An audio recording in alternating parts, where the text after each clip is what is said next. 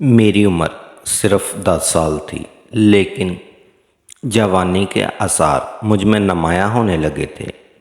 تو ابا نے اسکول سے ہٹا لیا اور مجھے ایک مدرسے میں داخل کروا دیا۔ میرے باپ کا قد بہت لمبا تھا، شاید یہی وجہ تھی کہ میں 10 سال ہونے کے باوجود اپنی عمر سے کافی بڑی دکھائی دیتی تھی اور میرا جسم بڑا بڑا دکھائی دیتا تھا۔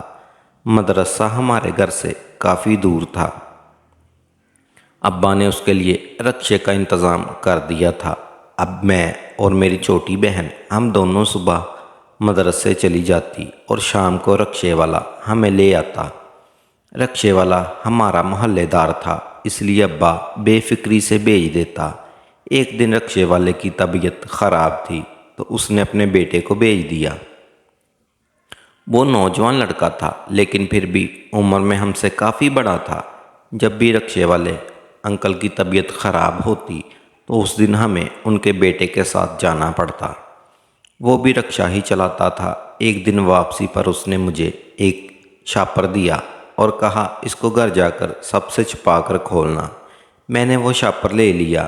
گھر آ کر سب سے چھپ کر دیکھا تو اس میں ایک موبائل تھا۔ وہ اکثر موبائل پر مجھ سے بات کرنے لگا۔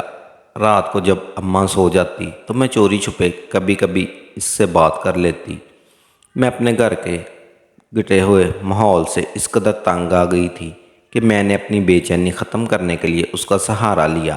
اس کا نام لیاقت تھا۔ اب جیسے جیسے دن گزر رہے میری اس کے ساتھ دوستی چلتی ہوئی، اور پھر ایک دن رات کے اندھیرے میں وہ مجھے گھر سے بھگا کر کراچی لے آیا۔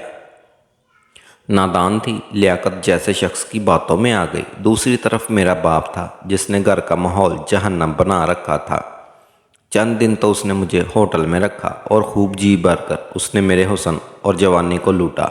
جب میں نے اس پر زور ڈالا کہ تم شادی کا وعدہ کر کے مجھے ساتھ لائے تھے تو کہنے لگا اچھا وہ بھی کر لیں گے، تمہارے ابا نے پرچہ کروا دیا ہے۔ میرے دوست نے آج ہی فون پہ مجھے اطلاع دی ہے۔ تم ابھی صبر کرو، تھوڑا معاملہ ٹھنڈا ہو جائے تو پھر دیکھتے ہیں کیا کرنا ہے۔ یہ کہہ کر وہ باہر نکل گیا اور کہنے لگا اچھا تم بیٹھو، کچھ کھانے پینے کو لے کر آتا ہوں۔ میں کمرے میں بیٹھی اس کا انتظار کرنے لگی۔ کافی دیر گزر گئی، وہ واپس نہ آیا۔ جب کافی ٹائم گزر گیا تو مجھے گھبراہٹ ہونے لگی۔ اتنی دیر میں 2 لوگ کمرے میں آئے۔ میں جلدی سے اٹھی اور کہا کون ہیں آپ؟ پھر ایک بولا سب بتا دیتے ہیں۔ میں نے کہا آپ باہر نکل جائیں، نہیں تو میں شور مچاؤں گی۔ پھر ایک شخص نے مضبوطی سے میرا ہاتھ پکڑا اور بیڈ پر دھکا دے دیا۔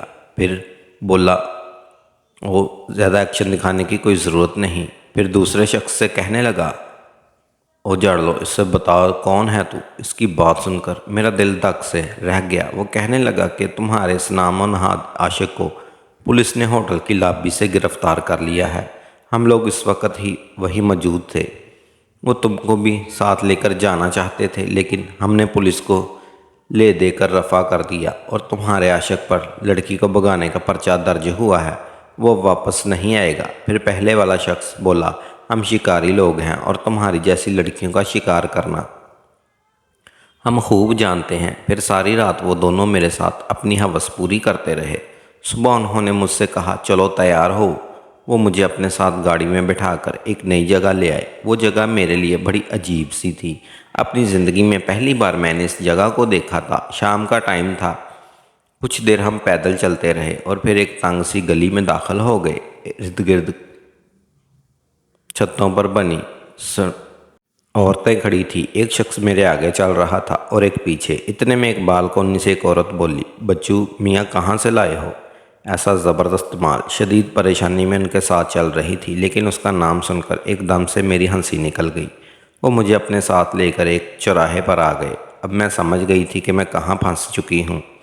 یہاں سے میری ایک نئی گناہ بھری زندگی کا آغاز ہو گیا۔ کچھ دن تو انہوں نے مجھے ایک کمرے میں بند رکھا اور صرف ایک بوڑھی عورت آ کر کھانا دے جاتی۔ میں نے ان سے کہا پلیز میں کھلی ہوا میں سانس لینا چاہتی ہوں، مجھے ایسے قید نہ کرو۔ وہ کہنے لگی اچھا یاد رکھو اگر بھاگنے کی کوشش کی تو کامیاب تو کبھی نہیں ہوگی، لیکن تم جانتی نہیں ہو کہ تمہارا انجام کیا ہوگا۔ میں نے کہا میں ایسا کچھ نہیں کروں گی۔ پھر ان لوگوں نے مجھے کمرے سے باہر نکالا اب مجھے ارد گرد گھومنے کی اجازت تھی۔ پھر دن، ہفتے، مہینے گزرتے چلے گئے۔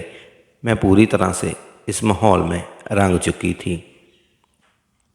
ہر روز ایک نیا گاہک آتا اور اپنی خواہش پوری کر کے چلا جاتا۔ 5 سال ایسے ہی گزر گئے۔ باہر ہر طرح کا پہرا ہوتا۔ میں نے جب کہیں باہر جانا ہوتا تو وہ لوگ خود مجھے اپنے ساتھ لے کر جاتے۔ ایک دن میں اسی بجو میاں سے کہا کہ آج میری ماں بہت یاد آ رہی ہے۔ وہ کہنے لگا اچھا فون کر کے بات کر لو۔ میں نے کہا مجھ میں ہمت نہیں۔ وہ کہنے لگا نمبر مجھے دو، میں بات کرواتا ہوں۔ پھر اس نے نمبر ڈائل کر کے فون مجھے دے دیا۔ دوسری طرف میری ماں نے ہی فون اٹھایا۔ 5 سال کے بعد جب میں نے ہیلو کہا تو میری ماں نے آواز پہچان لی۔ وہ زاروں قطار روتی رہی اور مجھ سے کوئی بات نہ ہو سکی۔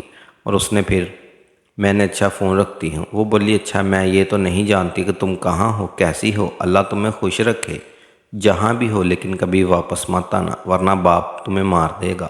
میں نے فون بند کر دیا۔ میرے پاس ہر وقت کافی پیسے ہوتے تھے۔ میں نے بجو میاں سے کہا اپنی ماں کو کچھ رقم بھجوا کر وقت گزارا، اور کبھی کبھار میں اپنی ماں سے فون پر بات کر لیتی۔ ایک دن اماں کا فون آیا تو کہنے لگی تمہارے باپ کو فالج ہو گیا ہے اور وہ بستر سے لگ گیا ہے۔ مجھ کو ایک ذرا بھی اس کی خبر سے فرق نہ پڑا، کیونکہ جس شخص نے ساری زندگی میری ماں پر ظلم کیا اس کے لیے میرے دل میں کسی قسم کا احساس نہیں تھا۔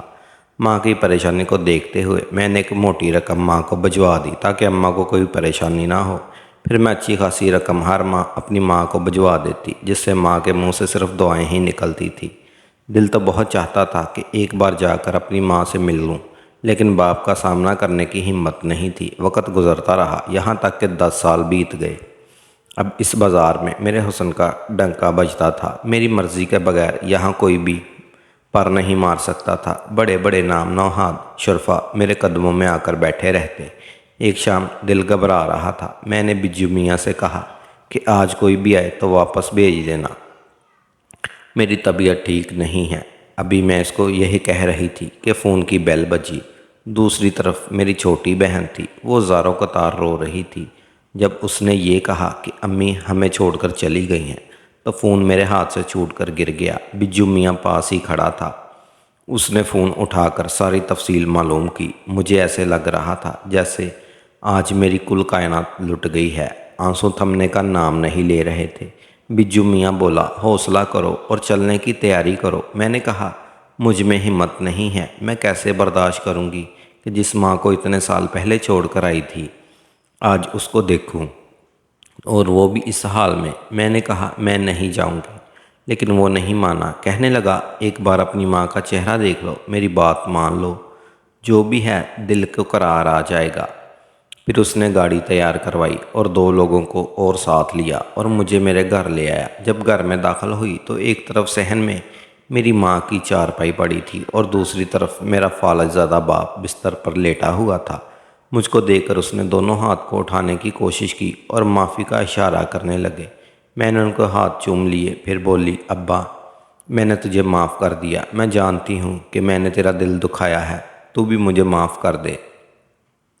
دیکھ ابا، جس ماں پر تو صبح شام ظلم کرتا تھا وہ آج ہمیں چھوڑ کر چلی گئی۔ ابا کی آنکھوں سے آنسو جاری ہو گئے۔